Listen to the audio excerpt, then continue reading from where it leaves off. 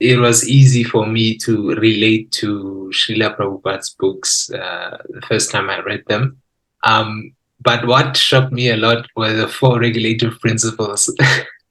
It was a big shock, especially meat eating. I thought there was nothing wrong with eating meat. I grew up in such an environment where meat eating was normal. But then it explained that, okay, animals are getting killed and we are all spirit souls and we have different bodies.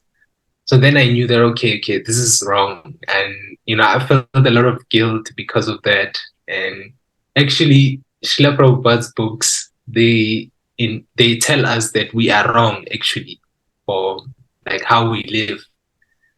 Most of us, they correct us. So it's not so easy to be corrected. Like when someone corrects you face to face or in a book, you might feel some animosity and say, okay, who's this person to tell me how to live my life?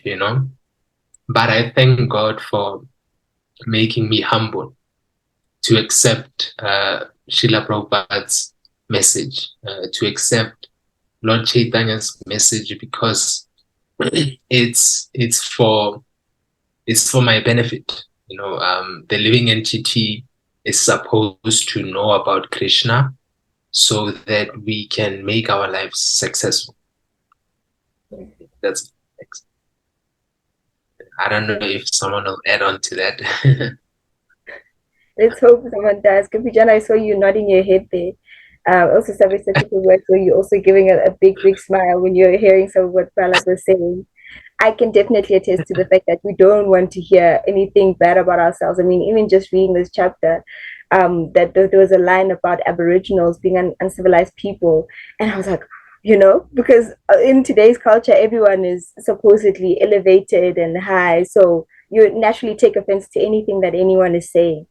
But like you were saying, when you're more receiving to be corrected, then you see, hey, there's so many things that even internally are like so out of whack with what Krishna's plan and desire for our lives are and how we're living. In fact, we're just condoning so many nonsense behaviors and activities just to appease ourselves.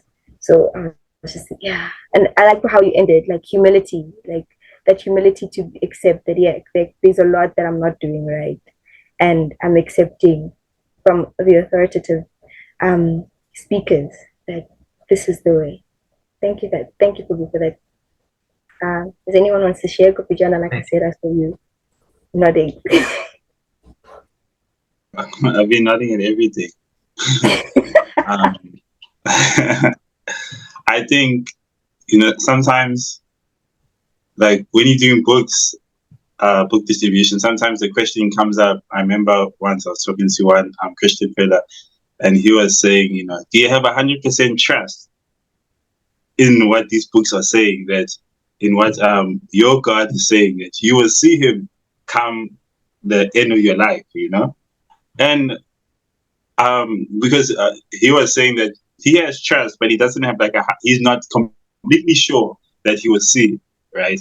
So I was very shocked to hear that. How can you then devote your life into something you're not completely sure about, So what's so wonderful about the Krishna consciousness is that it is a science, and you get to see that it is a science through what Rupa Goswami is saying here, that all of us have a particular taste in Krishna consciousness, and we'll all come to it differently in different ways.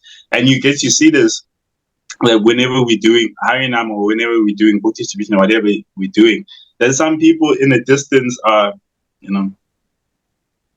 nodding their head. Some people are tapping their feet. Some people are recording. Some people actually come and ask the question, hey, what's going on? Some people come and sit down and just partake. They'll be walking. They didn't know that they're going to come across this.